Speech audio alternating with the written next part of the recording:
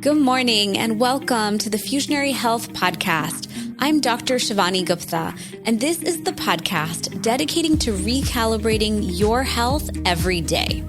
My goal is to help you wake up each day energized by addressing root causes and giving you new approaches to preventive health. The more we know about integrative health, the more empowered we are in building the vibrant health we want. Welcome to the Fusionary Health Podcast, where I have the most incredible guest for you today. You guys are in for a special, special treat.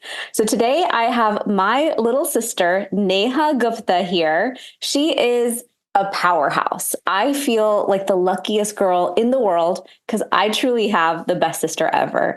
She is brilliant and bright and loving and giving. She's my protector, which probably most people don't think I need one, but she's like the shield in the world who's always there to save me, love me, and protect me through all the ups and downs of my life. And she's my biggest confidant. So I cannot wait to share her with you and share a special episode where we're going to turn the tables around. And she's going to be interviewing me, and she's going to be helping really illuminate the kind of origin story and the background behind why I do all this stuff that I do. You guys see me talk about turmeric and Ayurveda and health, and it all has a meaning and a reason. And so she's going to help kind of find those breadcrumbs to share the journey of what got me here, what got us here. We're a family of women on a journey to do great things in the world. And yeah, so welcome, Neha. Thanks for having me. This is so fun. I know we've not done this before. So Neha, will you introduce yourself and share what you do? And I want you to share about the cool college stuff you do, because I know you have such a passion for kids, and I want people to learn about that. Absolutely. So for everyone that does not know me yet, my name is Neha Gupta. I run a company that I founded over, I think it's 13 years ago, called collegeshortcuts.com.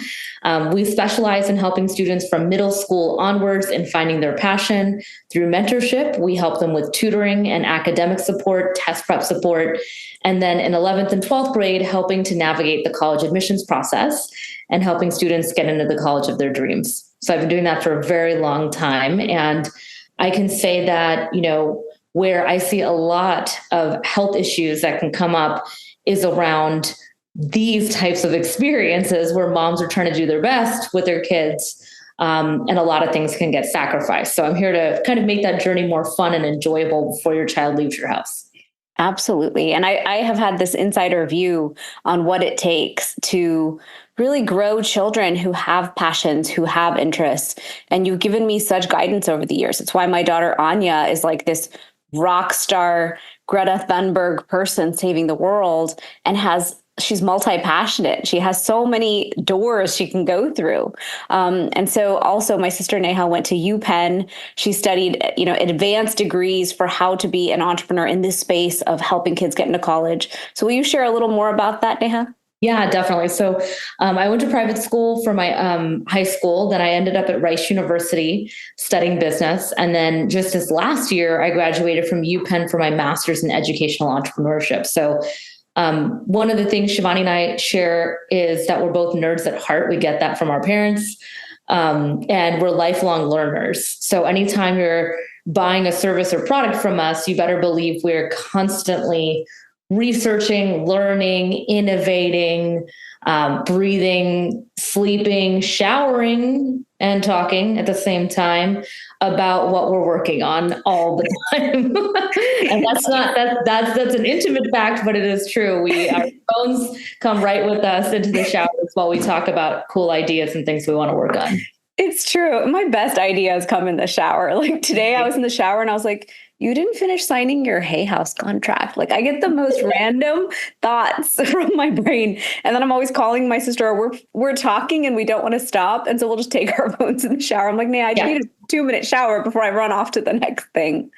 Totally. So let's jump back, Neha. For me, it's 43 years. For you, it's a couple less. But back 35 plus years now into the beginning. So our parents came from India with pretty much $25 in their pocket and these metal trunks with their clothes and their belongings and a hope and a dream. And our father, Dad, Vijay Gupta, was this entrepreneurial, he was a chemical engineer who went to IIT Delhi, which is the Harvard of India. And he really wanted to create great things. And after he was laid off from working at DuPont, he and my mom embarked on this business of renting videos out of their garage. She decided to start that business, open it up. And they became, over the 20 years that I watched them, they went from owning a video store in their garage to 1 retail stores. They expanded it to 3 retail stores. They became this huge wholesaler. They basically owned Circuit City and Best Buy before that came along. And so do you want to share anything else on that, Neha? Like, can you illuminate a little more on that? Why business is in our blood and why our parents had such a big role in who we are? Definitely. I think also the thing to note too is our origin stories of when we were born during that time is so different. So our parents were very much high achievers. Their business was 24/7. That's what we were raised in. We were raised on the conveyor belt of these warehouses, packing boxes. And I'd say that, Shivani and I were born at different times. Shivani was born, I remember mom sharing that, like, they had no money when you were born because you were older, that like they carried a crib from Goodwill to their apartment, which they ate on the floor. Yeah. So you were born during really the beginning days, the tough years of that business. Sure. And you were the kid that was like, she said I was in a box behind the counter when they opened the first store. And she's like, that was your crib. And that's no pack and play back then. And she really, that's the mom who straps the kid on the back and just starts from where she is, because they had to build financial foundation, Right. Yeah. Especially when dad lost his job. They had nothing. And then when I was born, I'm considered the golden egg of the family. I was born a few years later when we were in our, heyday. And, I always wonder, I know you do so much work in the health space, but there's so much that I think can occur from those first few years of being in the womb, first few months of being in the womb to those first few years of your childhood development and everything as well. But I'd say that, you always took a much stronger take to working for mom and dad because your personality type was more amenable to them versus myself, where I still always want to do my own thing. Yeah, it's true. It's true. Growing up, whenever there was a school holiday, I would go to work because that's how I was raised with my mom and dad. They were like, you come to work with us. That's just where you spend your time. And so every 3-day weekend, even into elementary school, and probably not as much by middle school because of the schools we were getting into, we got into these very, I don't know what you'd call them, but very elite private schools. Elite private schools that were challenging. Our parents always wanted the best for us. So once they got us into those schools, they kind of laid off. But I remember dad would send a box of brochures home and flyers, and he'd be like, you can sticker those. And there's 5,000 of them and get it done. And Neha would be like, no, I'm not doing any of this. No way. I would take all the videotape boxes and make forts. Yes. I was basically making a mess most of the time in the office. Or I would negotiate on like, okay, I want a pair of boots. Yeah. How many hours do I need to work for these boots? Right. Like I didn't have that upbringing you did in that sense as being the firstborn child of this family. Yeah. But I know that it's just different, but I I now appreciate what good it did. Like I was dad's executive assistant through high school every summer. And he's like, you're going to work for me. You're going to take every phone call. You're going to learn computer systems. Yeah. You're interning in the sales department. You're interning in accounting. And so I really saw all of business, and I knew from a very young age, I would be an entrepreneur. There was no doubt in my mind. And by the time I got to high school, I had already known 100% I'd go to a school on entrepreneurship. And there was never going to be a day that I would actually work for someone else. Like that was always in my ethos. And I think it very much was in yours too. I don't know if I totally agree with you on that. I'd say that, I mean, I don't think I walked into high school thinking that having that strong of a viewpoint like you did, for sure. I actually wanted the anti of what you did, right? So I went to a different high school. I wanted to do art. I wanted to do dance. I wanted to be free of all the work you guys were doing. And I think, honestly, there was also part of me that thought our parents worked too hard. So I was like, entrepreneurship doesn't look like it's that great of an experience based on work-life balance. Even though we did have it, now that I look back, some of it sort of, honestly, but most of the time, we didn't have a stay-at-home mom, No. So, right. So, I mean, in the sense that like, it just was a different experience. Yeah. Our dad told our mom, look, you could stay at home and cook and clean, or you're brilliant and you should be my partner alongside me, and someone else can handle that. So we were very much raised with a nanny who was just handling house, home, driving us, all that stuff. Totally. While mom and dad just built this huge empire and entity and thing. And I got to see the cycles of entrepreneurship. Like what goes up must come down, and then you start over and then you do it again. So I agree with you. I definitely saw the stresses of it. And let's dive for a moment into the health impacts of what they did. I saw my mom struggle so hard with her health. She became diabetic, insulin dependent. It was such a high stress career being an entrepreneur. I remember her going through like Jenny Craig, nutritionist, endocrinologist, trainers, this whole journey around her health. And while that was happening, every year when we were kids going to India, and I don't know if you remember this when we were really little, each time we went, someone would pass away from the catastrophic health effects of diabetes. So I'm just curious what your viewpoint was of that. Because to me, it was like, what's happening? Yeah, it's interesting. I think, what 4.5 years of a difference between us can make. I think one of the things that I remember most is you and I almost like getting to deathly ill every time we went to India. There was this one time, I have the painting right outside this room, of this amazing painting I've made with these like beautiful eyes and this cow face and all the things I had collected. Yeah. But that painting was made because I was left at home because I was so sick and I had a high fever and I was miserable. So I just remember India as like really fun family trips, but also I think at the time, because of the lack of internet knowledge, we were also in environments that from a health perspective probably weren't very safe. Yeah. Well, our gut microbiome just wasn't ready for all the pathogens and stuff in India. And there was not the level of sanitation. So now when I go to India, I'm so aware. I'm like, do not tell me your filtered water will work in my American stomach. Sorry, I've got rules. So, I know. I was just in Mexico and I was so vigilant. I was annoying when they were like, oh, we have filtered water. I'm like, no. And they're like, well, we don't have bottled water here. I said, great. I guess I have to drink bubbled water now. Fine. Yeah. Because that's the only thing you have at this wedding that is actually safe for me to drink. And do not dare put a piece of ice in there. Right. So I just know that and even though I think out of the two of us, I have a much stronger stomach than you do, I still think that sometimes when you go on these types of trips and you say like, oh, whatever, it's Montezuma's revenge, or, oh, whatever, it's India, of course you're going to get sick. I think that's actually really not a good attitude to have, especially with children at a young age. Sure. Because it impacts their viewpoint of it. Imagine I own a health company because I was so sick of being sick.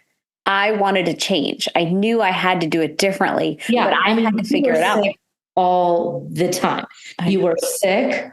You had, I'll never forget when you were younger, you had something like on your skin that were like bubbles. And I'm recently working with a teenager who sent me an email about having these like acne scars and how much of a lack of confidence he has. And I was like, wait a second. I think I remember my sister having these like issues with her skin all the time. And like, you were kind of the problem child in terms of health out of the two of us. I was. You have a much stronger constitution. You're right. It was elementary school, I think. I had molloscum contagiosum. It's this thing, you can touch any surface and magically get this disgusting, horrible thing. And wherever you touch is where you'll get it. So I don't really have the scars left, but it was like your skin bubbled and then exploded. It was it was horrible. And then I was airsick, seasick, and car sick all the everywhere. Time. So I remember once we were on a Pan Am flight to India, right behind the smoking section. And poor Neha, I was always like, can I put my head on your lap? And you're always like, your head is really heavy. Why do you have such a big brain? Yeah. And if I didn't lay on you all the time, I'd be airsick. Totally. And it was all the way up till your honeymoon, you vomited too. I did. Right? So, it's like, and you're right. I forgot about that. Right. I think things have changed, but I think that like, it's because you've had to take a full-time approach to health in a way that most people, I think, don't need to. Maybe. Yeah. And I think it's, someone that I like to follow named Russell Brunson. He's shared things, and I'm sure he got it from somewhere else as well, but like your mess is your message. Yeah. And I feel like your mess of just constantly being in like weird health situations ended up now creating a company that's focused on reducing inflammation and health. And you constantly innovate as you go into the different chapters of your life where you're like, hey, things are changing now. I'm in this age category. What's happening? Yeah. Right. But yeah, I do remember you as a kid being sick a lot, and it was weird because we'd be doing similar things, but then you wouldn't like do very well. It's true. How has our mom's health journey and the diabetes in our family affected you? I mean, I feel like diabetes is one of those things like in our family, you just like breathe and you get it. That's true. I mean, talk to any brown person that's got, rotis and rice as their main staple of their foods with potatoes and lentils. And I know. So I'd say that I think at a young age, we've seen what diabetes does, from like grandparents to I think it's interesting. Like, I feel like we have one grandparent left out of 4 and we're not that old. So from that perspective, or even mom's struggled with it her whole life.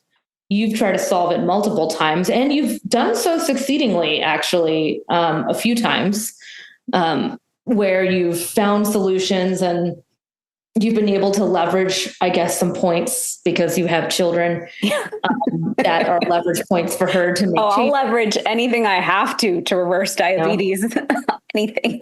Yeah. But, I do think that, and from what I've understood studying it a little bit more, is that once you've had it for a long period of time, and you can correct me if I'm wrong, it seems as though if you do not make the changes whatsoever, meaning if you choose not to work out, you choose not to weight lift, and I'm not talking about our mom specifically only, I'm talking about in general, because I do think mom makes a lot. She's now working out with the trainer. She's has someone making sure her food is healthy. She doesn't eat as much.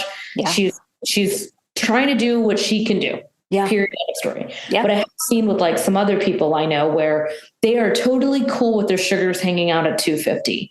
And to me, that is a ticking time bomb. That means they're reaching for the samosa or the fried little snacks. They're having their chai with sugar. They're not working out. They're not walking. And they just refuse to make the changes. They'd rather just keep firing their endocrinologist, which happens all the time. They just don't want the truth. Right. Because the truth is hard, and it's frustrating. Yeah. And you don't want to change your lifestyle. And you don't want to give up your yummy stuff. Even I find it a little challenging. I happen to have a lot of discipline, I think, because of our family history and watching what happened to our grandparents and our aunts and uncles. I saw all of that occur in front of me and thought, this cannot continue.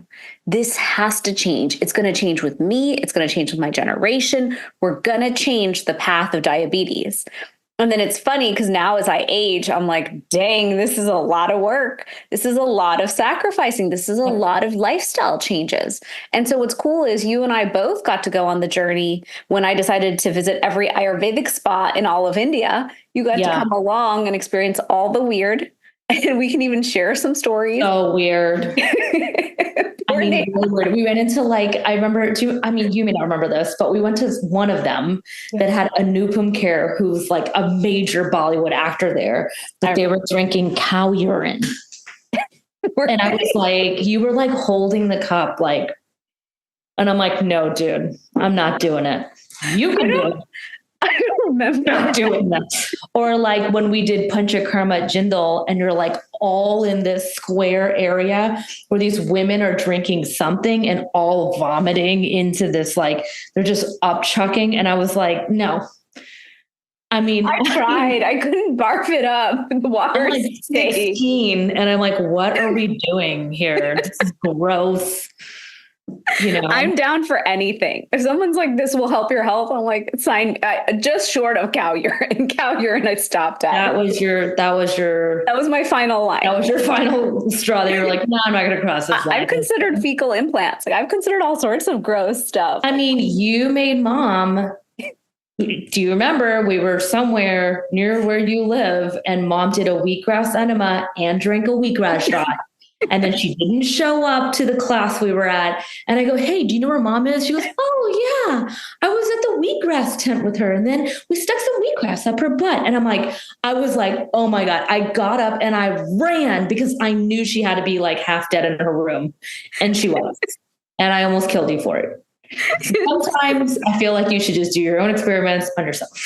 I know, but she's the sick one, so I have to fix her too. I know, but still, that's a bit extreme. Wheatgrass bokens.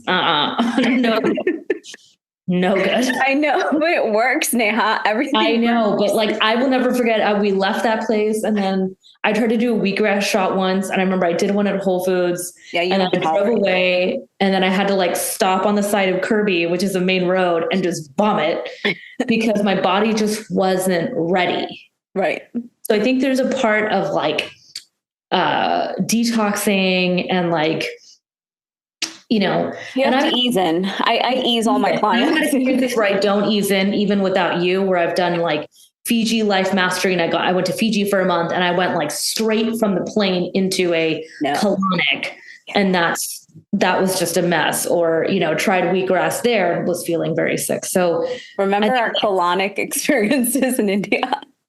Oh, those were horrible. I know. Also, I used to read Neha Harry Potter or Twilight. No, that's not what you read. It was a different book. I don't know. My sister has a better memory than I do. That's part of why she's here today. It was Twilight. Yeah, it was Twilight. Yeah, I was into Twilight back then at Jindal. And it was a fun journey. It was an interesting journey is probably the way Neha would say it. But I was into trying every single thing in Ayurveda because I wanted to know, does it work? And so my little N of one was myself, but I had the N of one of my sister and my mom with me. Yes. We would just do everything. And I remember I landed at Jindal and my sister got there before me. You got there before me. And Neha goes, these things you've done to me, you will not do them to my sister. Yeah. They're forbidden for you to dare assault Shivani in that way. And I'll never forget. You were like, you can't. And then I was like, and by the way, we need to move to the celebrity suite. We cannot live like this anymore. Please upgrade us to the highest level before she comes because this is too painful. Yeah. I still think it's amazing that a health center had so many different levels of donation to basic to medium to high. You don't see that in a lot of centers where you can have all types of people. Sure. which I really appreciated that business model on their part. And Jindal was very effective. Hippocrates, very effective. Totally. I still agree with you. I'm a big believer in detoxing. I think we recently just did a fast together. That was very fun. We both did the Prolong fast. It's a good one. It's a good one. I'm going to do it again, sis. Even though it was, I didn't like that soup and I complained about it as I was in it. Afterwards, that detox was effective. I looked lean. I looked de-inflamed. I knew I was functioning so differently. Much better. Yeah. So I'm ready to do it again. Differently. And I think I now get why they make you do it once a month, because after 2-3 weeks, you're like, again, and you forget, hey, I need to Also, if you travel, I just went to India, I just flew all over. I was in Charleston, South Carolina, where I couldn't find vegetarian or gluten-free food. So it's tough. If you're going to keep traveling and living your life, you're going to keep undoing so much of the good you do. So you have to keep accumulating that baseline of good, de-inflaming. Especially if you're vegetarian, gluten-free, and you're traveling where you can't eat raw, is very hard. For sure. Super hard. All of a sudden you're eating a carrot that's cooked. Right? It gets to that point where you're like, oh my God, I don't know what to do. This year when I was in Atlanta, I couldn't find food. I will get to an airport early and then I will just start walking my whole terminal till the end. And I'm like, oh, no food. Okay. Do I have time? I'll start walking the next terminal. And then sometimes I just run out of time and I'm like, okay, well, the only option that I saw was the cheese off that nasty pizza. So I guess that's what I'm eating. And I bought these greasy, disgusting 2 pizza slices because I was like, I have to eat dinner. I'm about to fly and land at 11 at night and I'm going to starve if I don't. Scraped the pizza off, ate it, felt nauseous and was like, all right, I need to plan better. And I had already left early enough to pull off the freeway and try to buy food before I got to the airport. So imagine the level of commitment to health and you still fail sometimes. I'll tell you, I've gotten to the point where I know this sounds gross to probably most people. I'll just take a large size Ziploc, literally take my hand out of the fridge, take the lettuce, throw it in, take some tomato, throw it in, take some cucumber, do a drizzle of dressing, shake it and throw it in my bag. I take my leftovers. I'll take fruit.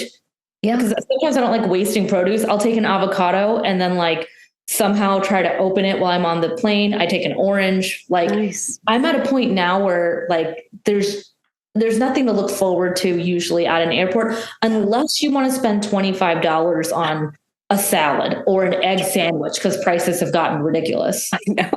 I was in Houston trying to buy a vegan taco thing and it was $30 for 3 vegan tacos. Oh, and I was they're not even going to make me feel good. You used fake meat. What is the point in this?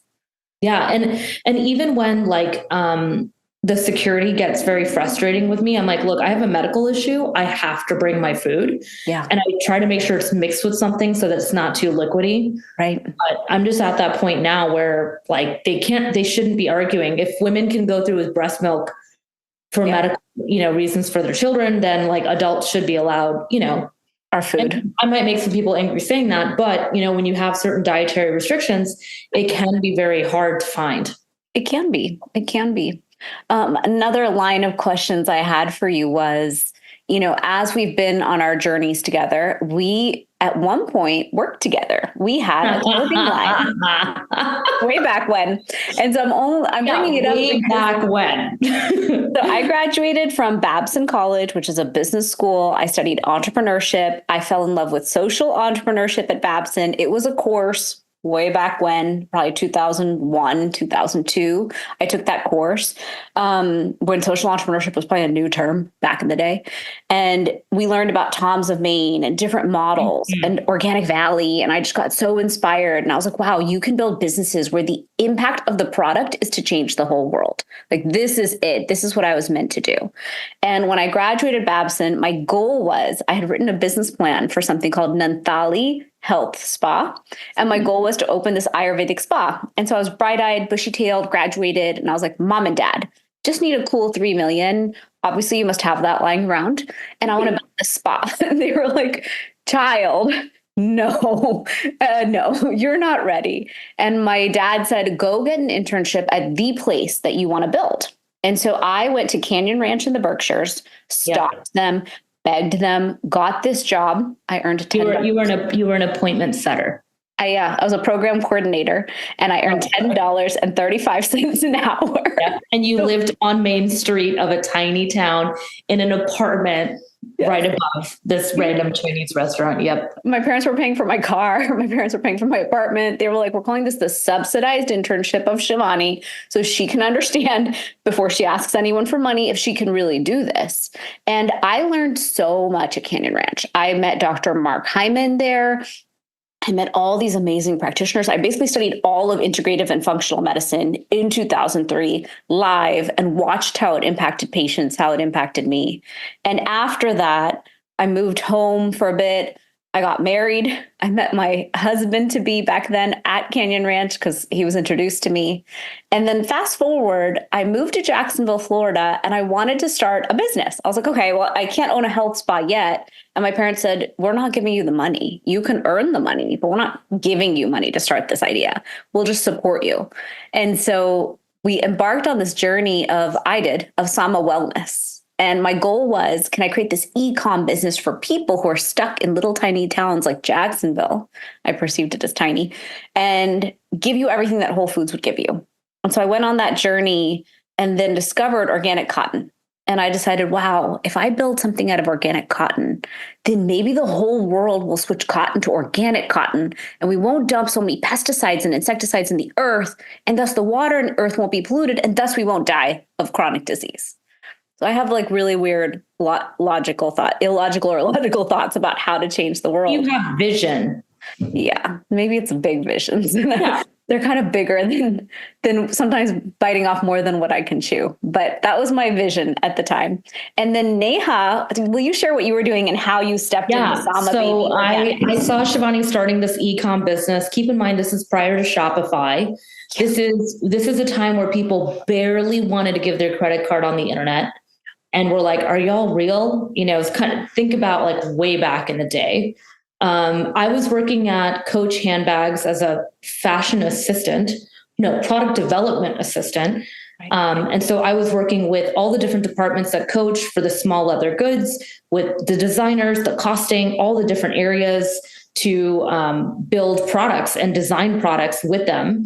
And then also studying how you work with factories as well. So I was in the middle of this job that I'd had from my junior to senior year of college. It was an internship, which they eventually hired me full time. And I finished college in 3 years anyway, so it was fine. I just had one class left. Yeah. And then I get the call from Shivani, and she's like, I don't know if it was you or mom. Yeah. But the call was I think it was mom. Mom was like, hey, I'm tired of subsidizing New York. Why don't you come back? Shivani's really got something that's building traction. We've decided to focus specifically on the organic cotton business. Right. And you already now have such corporate experience with product development. Yeah. Why don't you join in? Yeah. So that's really where I joined in to work with you in my early 20s. Two things there. One, because I had no idea what I was doing. I did, while you were at Coach, come live with you for a month. Oh, yes. Winter session at FIT. People might not know. I went to the Fashion Institute of Technology and studied briefly. And I studied tech packing and all the ways I had to manage my team because I had no idea what I was doing. We were being price gouged left and right on all the elements of the business. And we had a fun month together. It was really nice. We did. We had a very fun month. I remember we would go to like the district where there were ribbons. We were looking at brokering together.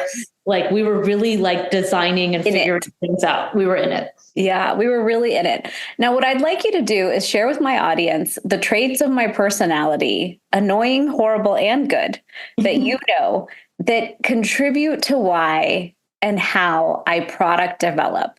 Because only you, as my sister, who's worked next to me, can explain why when I make something, it's so deliberate and dragging my feet until it's perfect. It will not exist in the world unless I know that it is exactly 110% what I wanted it to be.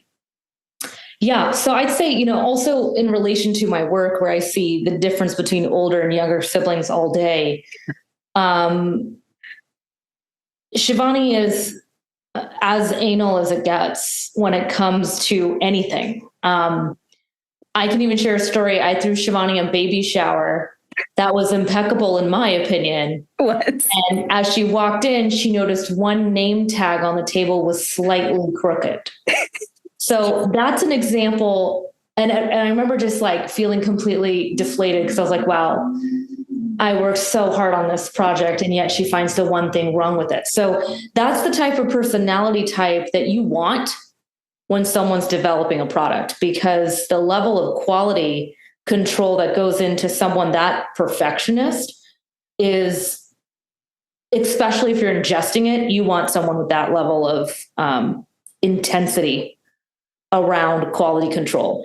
When we went to India for our factories, for our clothing, there were times where we would go like before the factory even opened.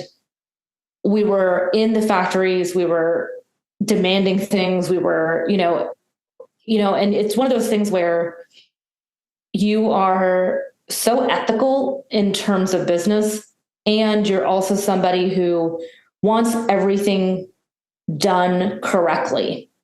While that personality type is really great in some situations, it's not great in others. For sure. I know it's something that you work on. Shivani is the get it right. I was the get it done. Yep. So realizing that there were times where we clashed because for her to get it right would slow down getting it done. Totally. I was more brash and brazen, and like I was more stubborn when I was younger. When we worked together, I think I've really, and thanks to getting married too, because that'll change you. But you just end up becoming a little bit more softened. Like, I don't know if I say butter, maybe like more butter out of the fridge.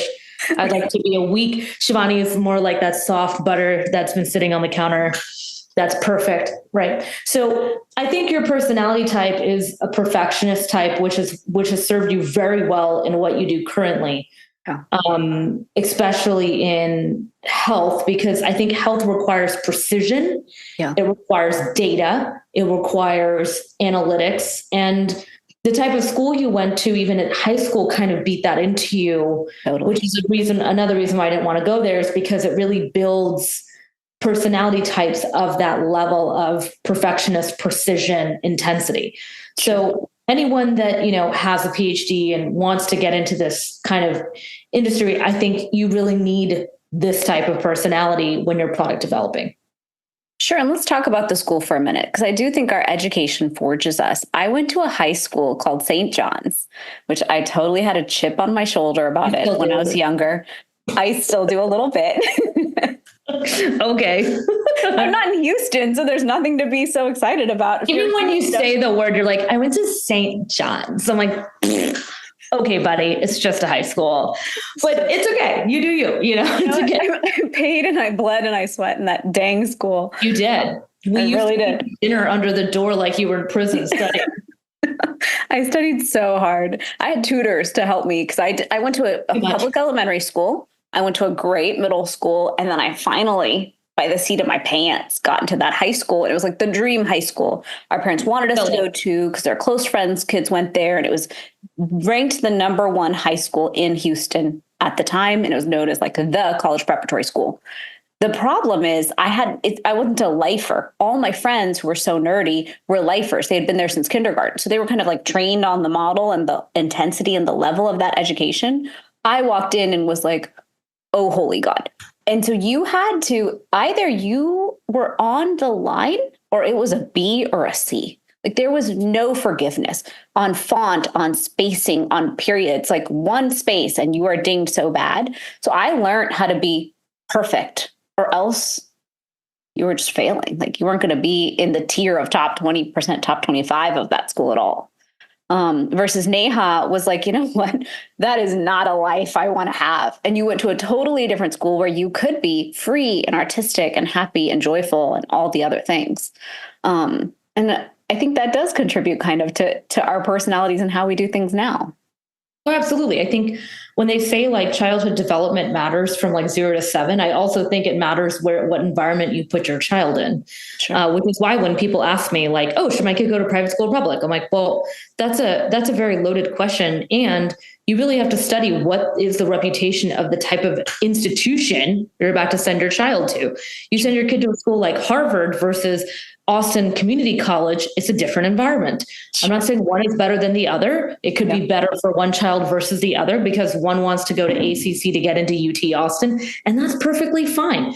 Every child is different, but it's all about like what makes sense for that specific child. But I do believe that education absolutely shapes who you are as a person. And I think it also shapes your personality type. Yeah, very much so. Very much so. And so, let's talk about education for a minute, because you obviously went to Babson and then you like just kept going, eventually studying. And how about you share a little bit about your experience being a mom and getting a PhD? Oh God, it was quite a journey. I went to law school for a semester. I've tried everything. Like I didn't know where I would land. And I think I'm so grateful that I finally landed on exactly my dream business, which is helping people with their health. But we had Sama Baby Organics 2006 to 2009. Around 2009, we started a blog. And we got into the blogging world, which was interesting, way before blogs were a thing. Back then it was like Ideal Bite and Daily Candy. Those were the blogs back then in 2009 that were big. And then I decided, okay, I'm turning 30. I'm going to have kids. I'm finally ready. And as I embarked on children, I looked around and realized I'm not detoxed enough. I'm not healthy enough. Like I need to get ready for this. I need to prepare my body for this, which set me on quite a journey. I researched, of course, because I'm a nerd. And I was like, well, why is there no book on Ayurveda and pregnancy? This makes no sense. So then I was like, well, I'm going to go study this so I can write the book, because how can there not be a book? So I embarked on my master's in Ayurvedic sciences to write a book on Ayurvedic pregnancy as I was deciding to have kids, which is kind of insane. But when something makes me angry, I have to solve the problem. I won't back down if I feel like the problem has to be solved. So embarked on the master's, was doing it. It was fine because it was slow and steady while you're having kids. But my advisor was like, you should get a PhD. And I was like, PhD? That's a whole different level of nerdiness. I know I'm nerdy, but whoa, that takes years. I have no patience. He's like, no, trust me, while your kids are little, now's the time. And so it was tough because my brain wasn't actually trained to sit in PubMed all day and read all this science. And so I tried to do a PhD on turmeric and on pregnancy and Ayurveda, actually. That was my first topic. Didn't work out at all. No one could agree with me on what I wanted. And they were like, what's your second favorite thing? I was like, well, my next favorite thing after people having very healthy pregnancies in this world is turmeric, because the whole world's diabetic and inflamed. And if we don't cure that, we're still screwed. And so I studied turmeric forever. And it took coaching and friends and family and everyone to like help me finish, like dragging me across that finish line. Because by the time I was finishing, you want to get it right, not done. It was never done, Neha. My advisor, I finally sat down with him and was like, it's done. Call it done. I have to birth this thing and move on. But do you have any different perspectives on that time frame? You probably look at it differently. No, I just remember you having to work on like such a long paper. And now, like I recently saw you post that you were like doing something very scientific at some conference where you were presenting things. I mean, it's very rare. I mean, not everyone that runs a supplement company also gets into it. Happens sometimes, but not all the time. There's a lot of supplements you can buy at Whole Foods or Amazon where it's like they're not even, they're putting like brown rice as the whole thing and you don't even know what's in your supplement. True. So, I mean, you've gotten really deep into the science aspect of what you're doing.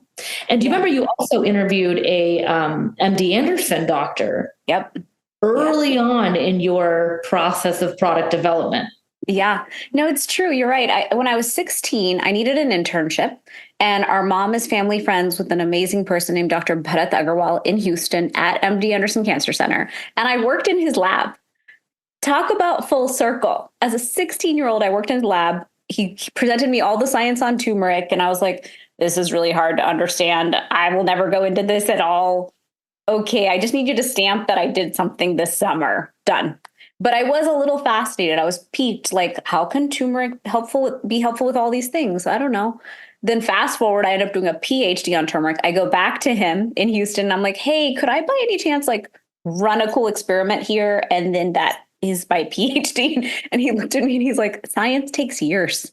It takes years to discover something, honey. You're not going to come here for a summer while your mom watches your kids and make a scientific discovery. But I'm always like this ever optimist who thinks things will be easy and doable until people give me really big reality checks. But he really helped me. We sat down in his lab and talked about the science. I told him my ideas. He told me when you're going to take curcumin, if you ever take curcumin, do not break off a molecule of it and then trademark it and patent it and call it better. Just because you broke something apart doesn't make it better. Original plant form is the best. Add turmeric back in for further absorption. Like we had so many great conversations and it helped me formulate turmeric gold. So that was my first formula I built. And then I dove so deep into Ayurveda and I thought, let me run a test. Let me see if turmeric gold is more effective or pure Ayurvedic herbs in the right proportion according to the ancient wisdom. And I created that formula. And again, I run a lot of tests because I just want to know what's right in the world. And they both worked. I was like, okay. So different people react differently. Most people love turmeric gold as their daily preventive. Most people love inflammation relief if they're inflamed. And then my orthopedic surgeons combined both and said, here's your joint support formula. So everyone with chronic joint pain takes both. And so it's just been an interesting journey. And just last week, I was in India and I made new discoveries. And it's so funny because as my sister, I will drag my feet for 2 years on a product until I find the right ingredient. Like I have said, I want an ashwagandha formula probably for 3-4 years. And finally, I just discovered the right supplier. But still, even though they're so awesome, I have to test it. I have to test it on 10 women. I have to see the shift. I have to collect the data. Only then will I produce. Because if someone's giving me their money or time or energy, they're giving it to me because they trust me. And it's my duty to make sure I'm producing something that's going to create a shift. And that's just my ethos. That's always been how it is. But I have a new turmeric elite formula that I've been dreaming of for about 2 years. And I think it's going to come into fruition this year now. Oh, that's really exciting. I feel like whenever you come up with ideas, like even when we went back to like Sama Baby in our clothing line, like Rockstar Dress, which was eventually worn by Brooke Burke's kid in US Weekly, Us Weekly. And like, that was a sketch on a plane that we had put that dress together. Right. True. So I feel like ideas are there. And then over time of like marinating on it, thinking through it, like the tea line, you've always wanted a tea line. I know. Always. I mean, so and exciting. Then boom, you have it and you've packaged it so nicely. I think that's another thing about you is that like, not only are you great at the research aspect and creating things, but you're very good at making things beautiful. So anyone that's watching this video, this is a Zoom background. You can tell by my arms, but if Shivani does it, her arms don't look like that. No, because hers is a real background that's beautifully designed. So Shivani always loves things that are beautifully done and like curated. Everything down to when she brands things, I always get the graphic designs and then I have to give the hard check from her perspective. Hey, how does this look? And sometimes my feedback is very critical, but it's the outside perspective to be like, hey, that worked, or no, that doesn't work, or hey, you're eliminating it, men on this or women, like what, are you sure about this? But we constantly go back and forth about designing, developing. I'm glad you went back to India. I mean, I didn't go with you this time, but I'm glad that you went back to see, because the factories, I think, are constantly coming up with different formulations or different ingredients as they also hear from their customers. Sure. Yeah. I mean, to me, I feel like I have finally settled on my real dharma.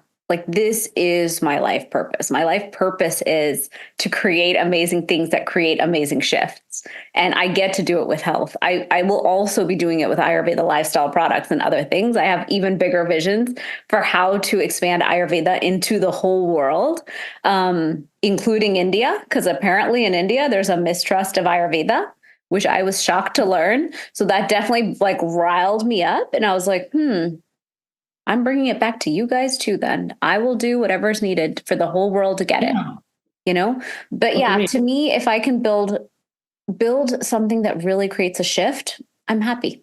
Then I've achieved my whole life goal. Agreed. And I think when I was going through my stuff last year and you were like, one of the things, and I'm sure anyone who's listening who has parents or siblings, sometimes it's not always best for your sibling to be your coach. Yeah. No, it's not. For example, I'm Anya's Mossy, but I don't coach her directly. I find ways to get the information around because, you don't want to ruin your relationship. So, I, and I'll be honest, like I myself have been skeptical of Ayurveda as well throughout Shivani's journey. I've always pushed her, tested her on things, questioned her constantly about stuff. I didn't auto believe in her stuff just because she's my sister. Just the same kind of goes my way too. So we, eventually I started looking into Ayurveda, and really it's a way of life. And I know you talk a lot about the doshas and like the way of life and all of that. And I feel like when I look back at my calendar before versus today, it is more about a life in balance. And it's about, I did my first panchakarma last year, which was so interesting. And, I just feel like Ayurveda it's another style of living. But it really is about, for me at least, I feel like Ayurveda is also about, because of how hard I've charged for so long, it's also just so much about rest. Yeah. That I don't think, when you're picking up the Whole30 or lose 10 pounds eating the cabbage diet soup, like no one's talking about all the other aspects, and the same goes for many supplement companies. They just want to sell you a pill and call it a day. Right. Whereas like Shivani, you've always done this thing where it's like, it's like an experience. Yeah. Your creator, always an experience. Every social media post is an experience. It's all about like, how do you want to feel? Right. And you walk your walk. Like the other day, you were lifting something from your like groin area or something, like a bar that was tied with a weight on 2 weights. And I'm like looking at you like, you're like, make sure to work out. Okay. And I'm like, no, I don't know about this, but you're always pushing to the edge of health to make sure that, that you're feeling the way that you think most people should actually feel. And I think one of the things we both experienced just in this I went for a weekend, you went for 2 weeks to India, but I went somewhere else. Coming back from travel, something I used to do so much, it's so inflaming. Yeah, it is. It's so inflaming. And, when I watched all of the different things you did to kind of like resettle back in. Yeah. It's hard to still feel like 100%. Like it still takes time. It takes a week. And I think as we age, we have to acknowledge that we're shifting and our bodies are shifting and women's bodies are shifting. We're not the same in our 20s as our 30s, as our 40s, as our 50s. Even though we want to, I totally want to look as young as I always have 20 years from now, but I'm finally hitting those moments of reckoning with my body and I share it. My friends are always like, I can't believe you're so open. I'm like, this is my health. I teach health.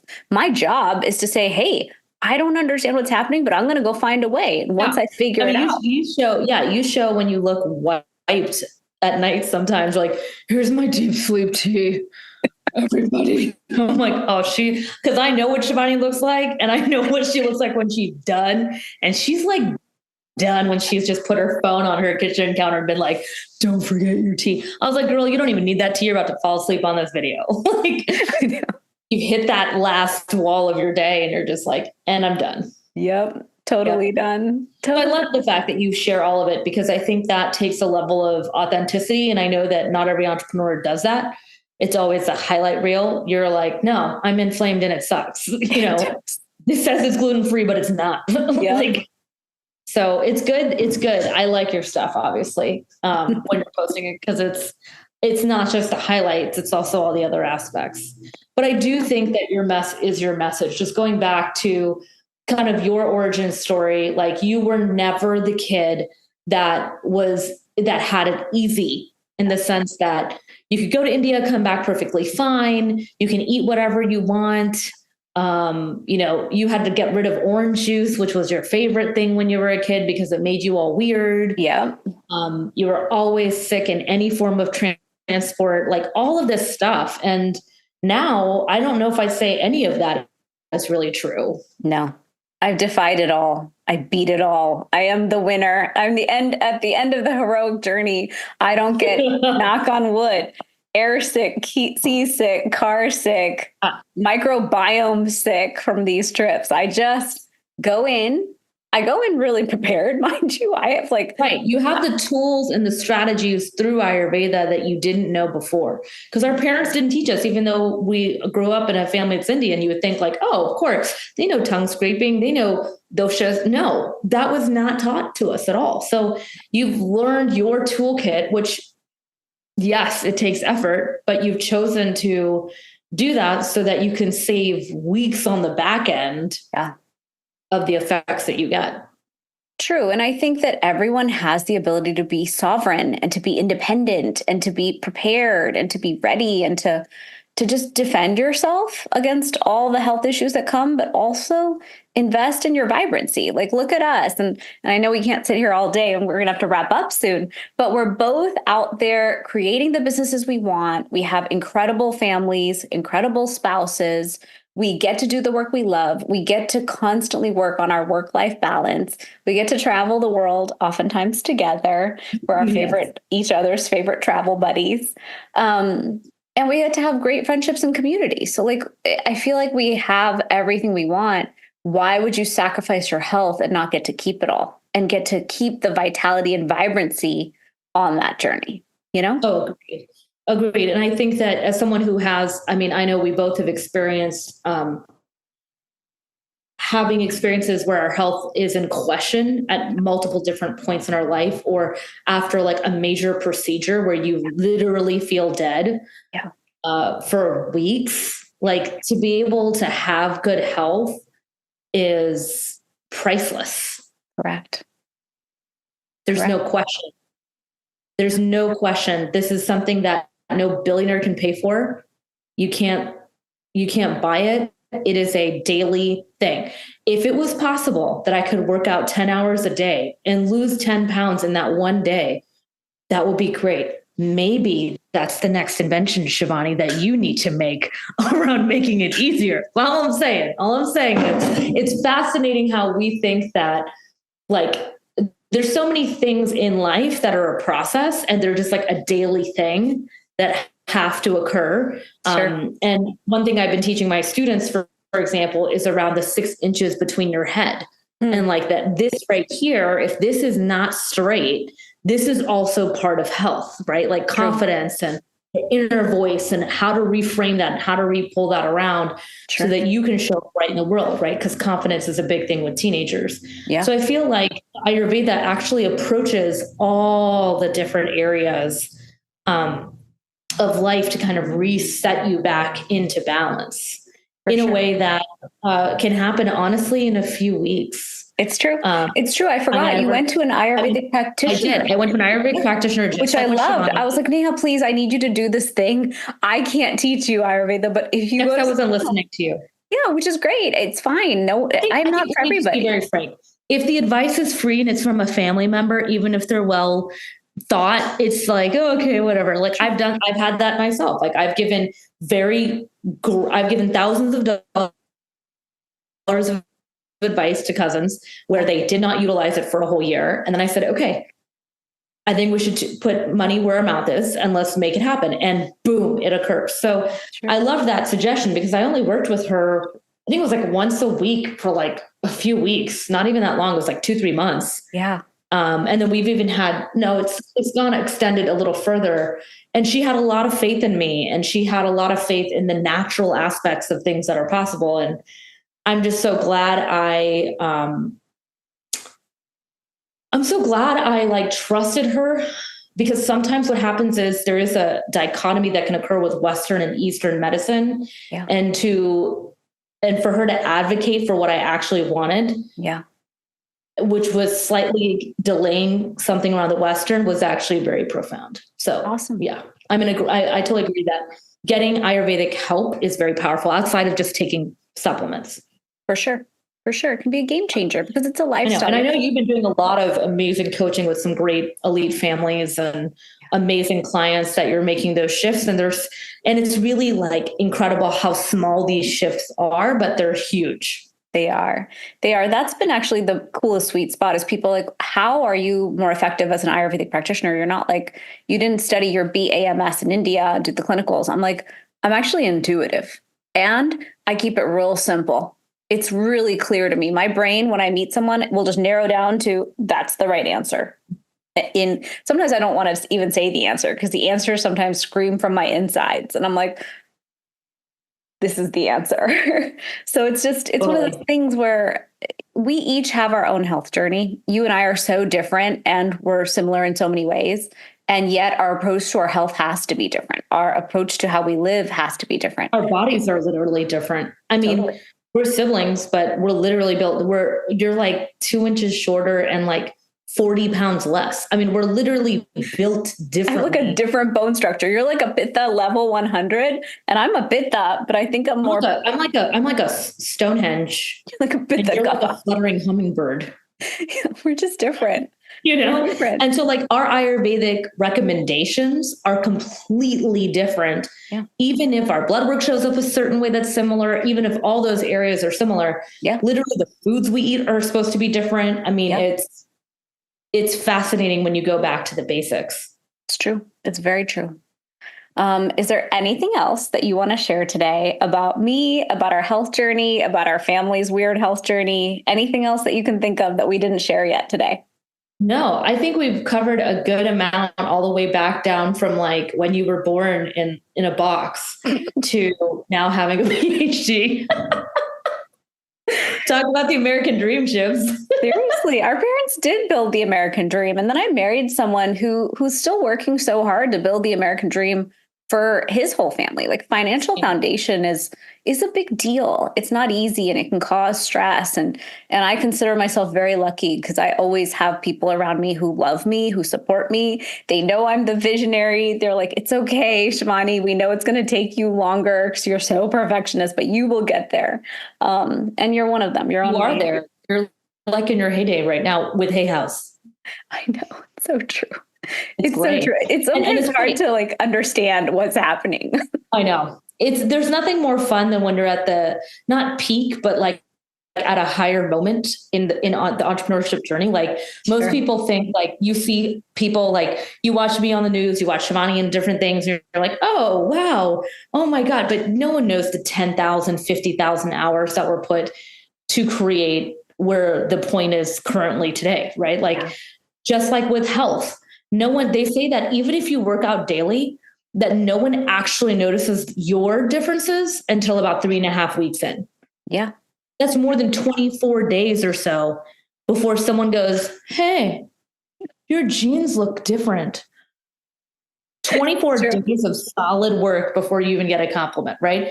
So the entrepreneurship journey, it's like 10 years before you get an actual compliment, right? Because people are like, we'll know you made it when you're in Entrepreneur Magazine or whatever, right? So I think it's all the same in life. Every single day is a process, and you've got to have the right systems in place for it to work. Yeah. And you have to have the grit, you have to have the discipline, you have to have the consistency, you have to have the love. Well, you're the consistency queen out of the two of us.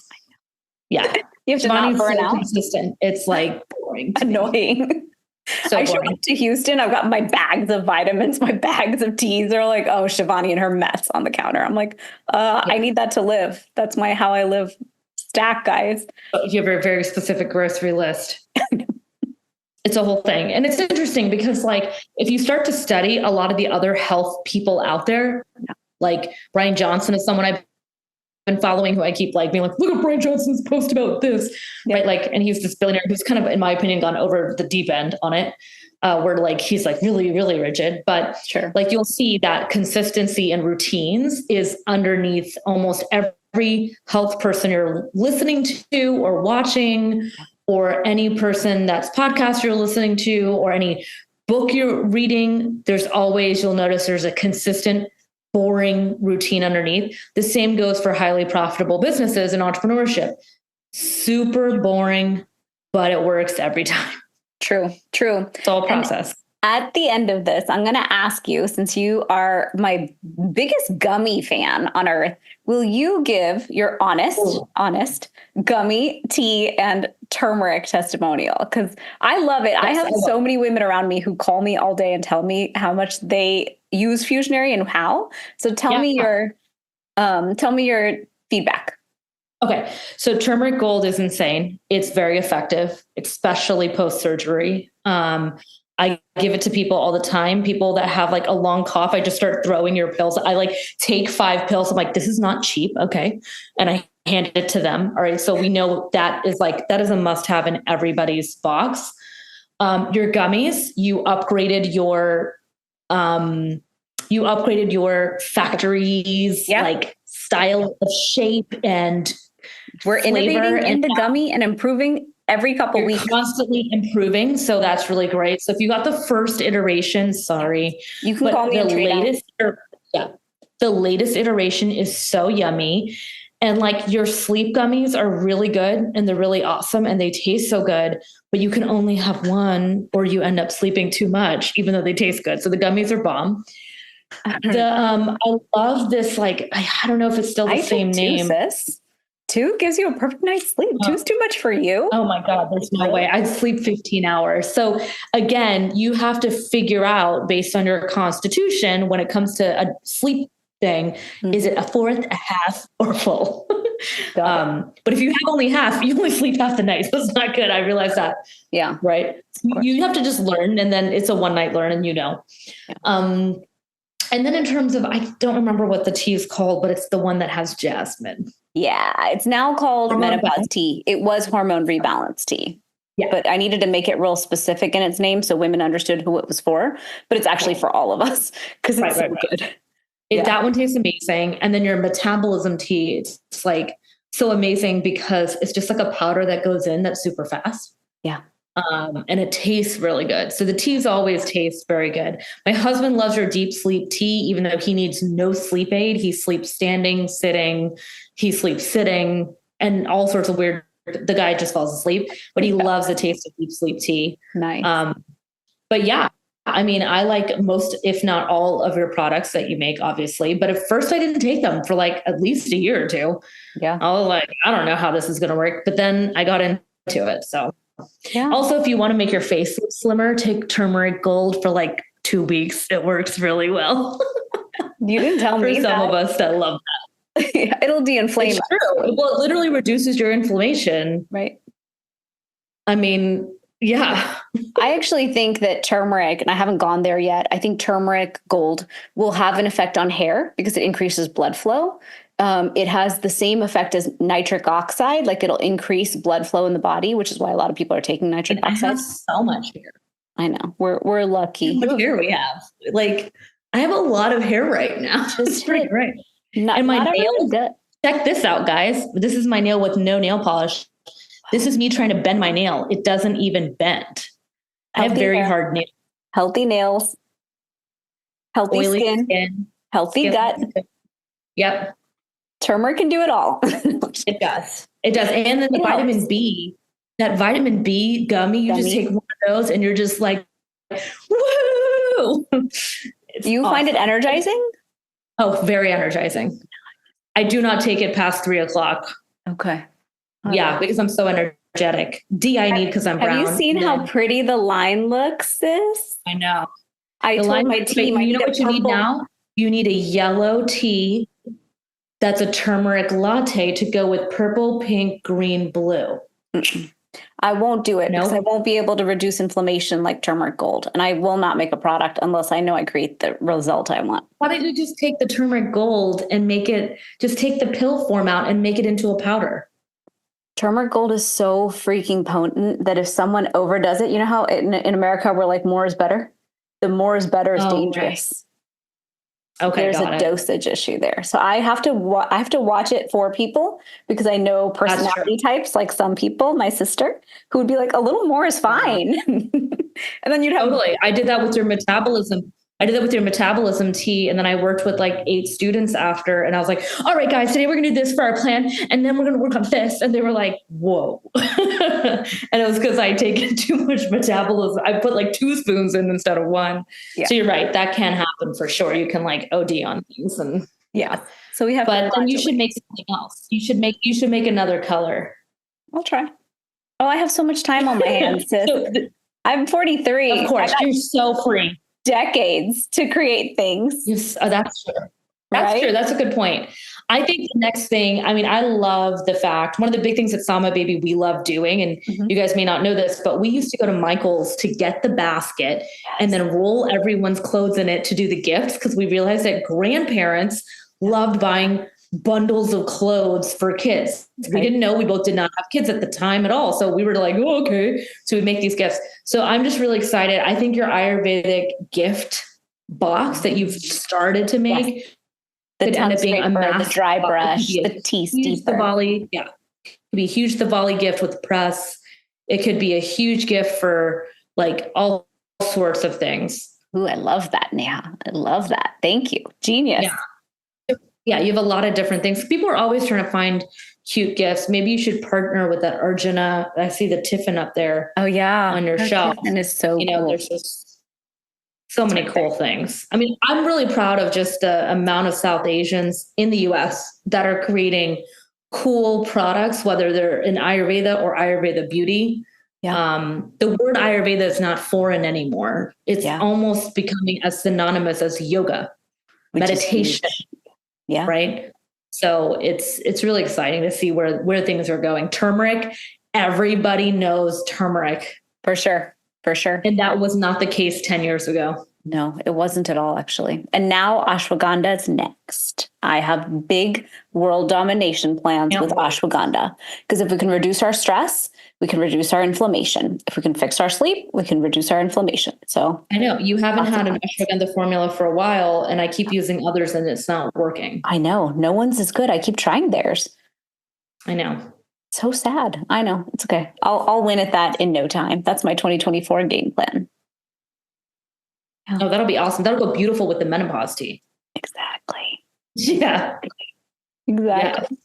All right. Well, sister, thank you so much for coming on the podcast today. Thank you for sharing. Thank you for diving into the history and the background behind what's led till now, and just sharing about yourself. I want my audience to know you. You're my other half, other than my hubby and kids. You're my other half on the other side of my life. Same.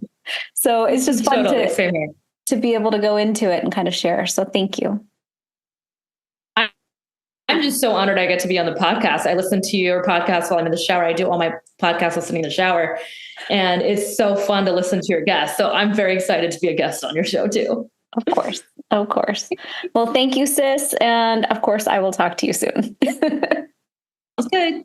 Okay. All right. Bye. Bye.